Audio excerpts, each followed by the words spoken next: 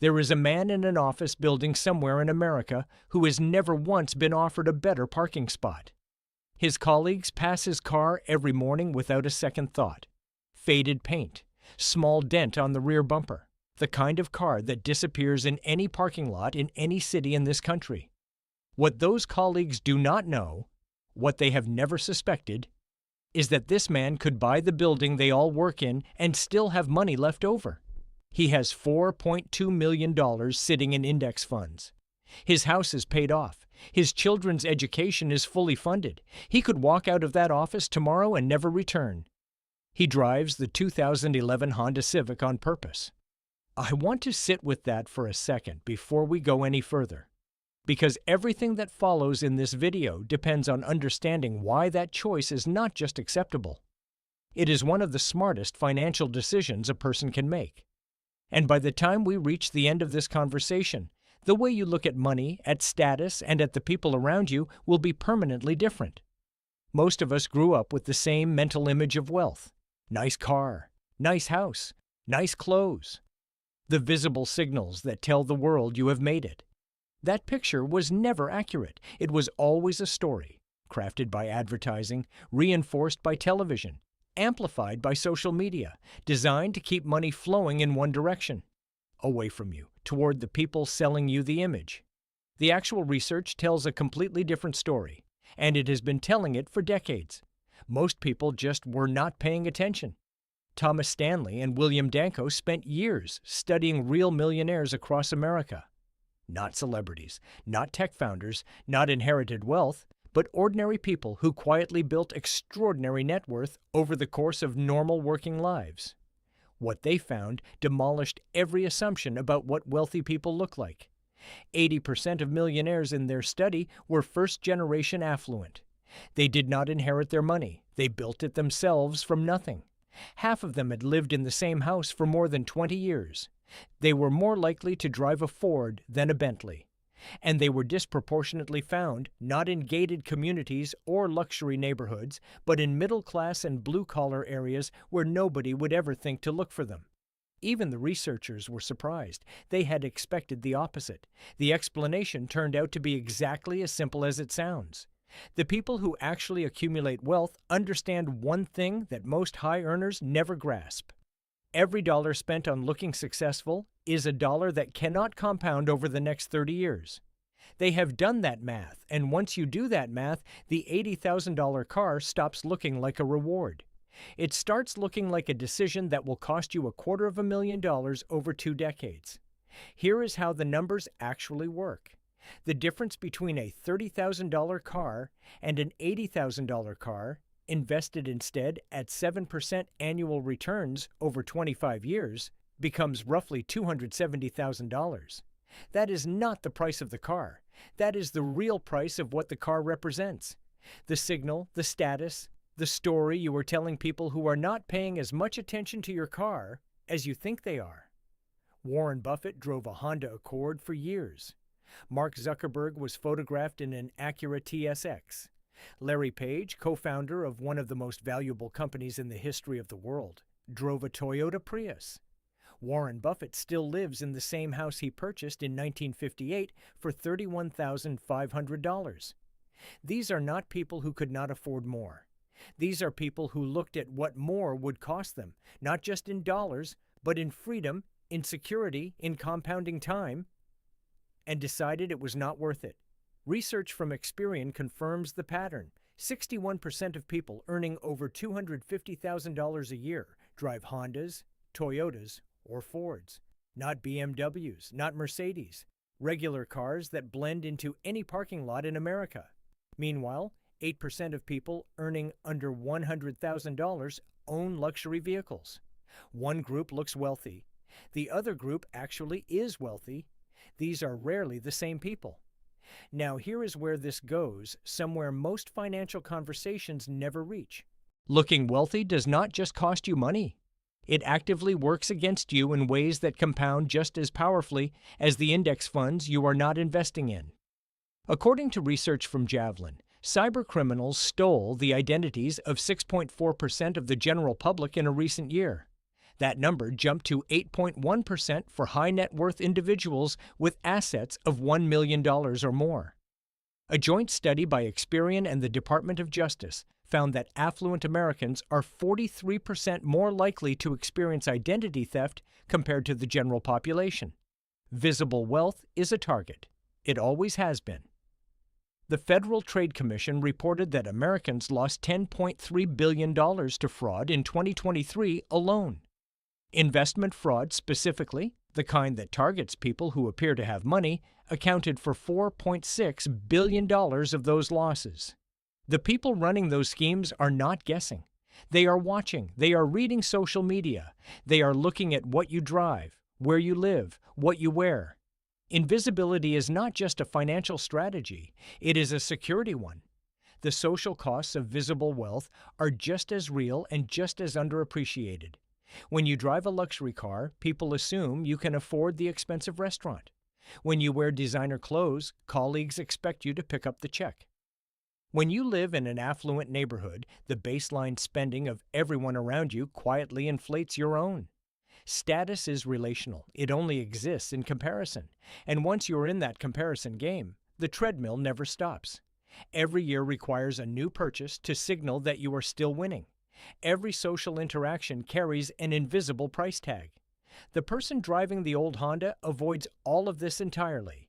Nobody treats them differently based on perceived wealth. Nobody expects them to pay more than their share.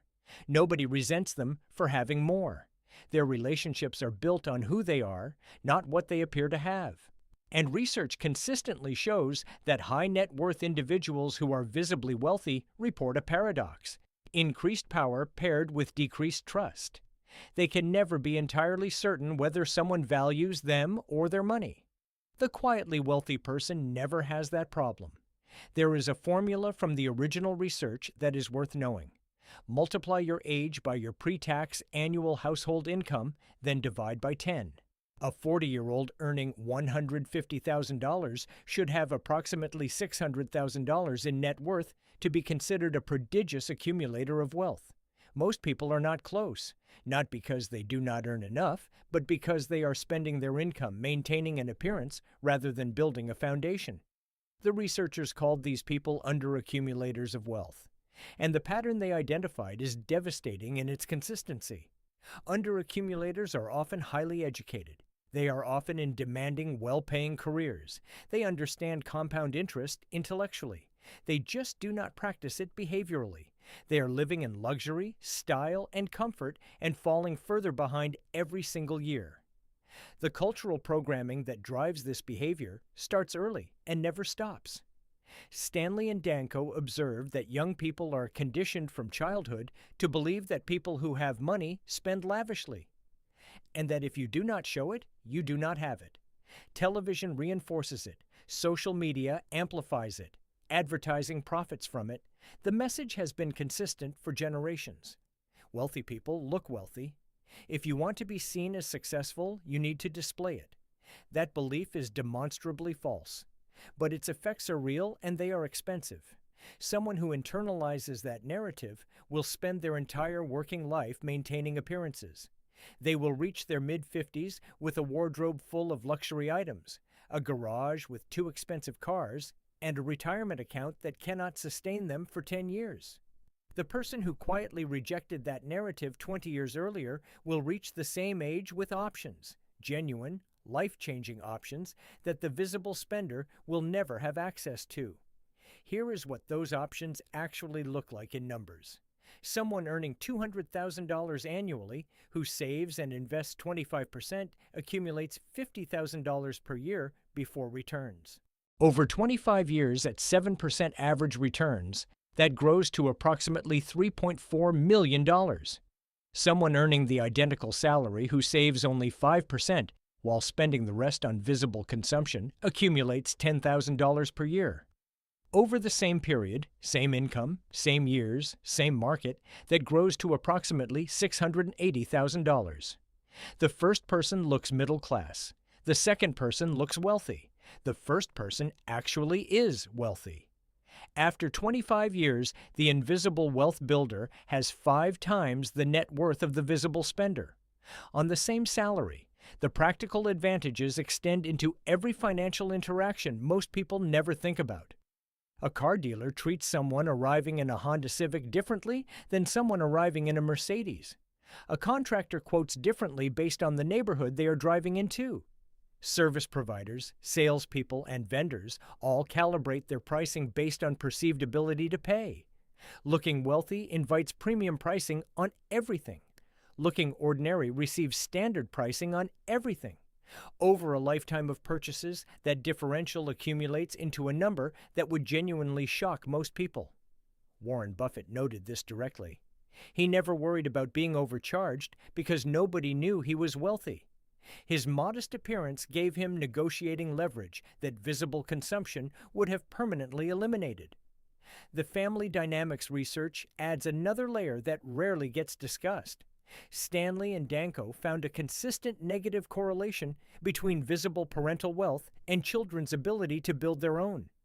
The more children grow up seeing wealth displayed and receiving financial support based on that display, the less they accumulate independently. Parents who look wealthy face constant pressure to fund adult children's lifestyles. Parents who look middle class while being quietly wealthy can support their children strategically, on their own terms, not under social obligation. Their children develop self-reliance because they do not know the safety net exists. And there is a final shift happening right now that confirms everything the research has said for decades. According to Bain & Company's 2024 luxury report, affluent consumers are increasingly moving away from conspicuous consumption toward longevity, craftsmanship, and discretion. A 2024 Accenture survey found that 52% of global shoppers now prefer content that showcases practical value over aspirational excess. Stealth wealth, the deliberate choice to be quietly affluent rather than visibly so, has become its own form of modern sophistication. The cultural tide is finally moving in the direction the data always pointed. The 2011 Honda Civic in that parking lot is not a symbol of struggle. It is a symbol of a decision made clearly and kept consistently.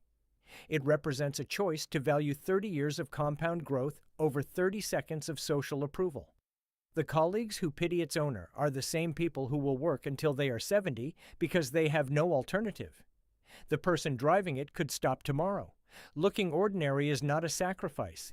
It is a strategy, one that protects your wealth from people who target visible affluence, one that keeps your relationships clean and your negotiations honest, one that preserves your children's drive and your own psychological freedom, one that compounds quietly in the background while everyone around you is busy performing success for an audience that is not paying as close attention as they think. The goal was never to impress anyone. The goal was always freedom. Every person who understood that early enough is already living it. The question this video leaves you with is simple. Which game are you actually playing, and is it the one you consciously chose? If this changed the way you see even one financial decision you make this week, share it with someone who needs to hear it. Drop a comment below and tell me which part hit closest to your own life. I read every single one. And if you're watching from outside the U.S., tell me where you're from. These patterns are not uniquely American. They show up everywhere. And I want to know exactly how they look where you live.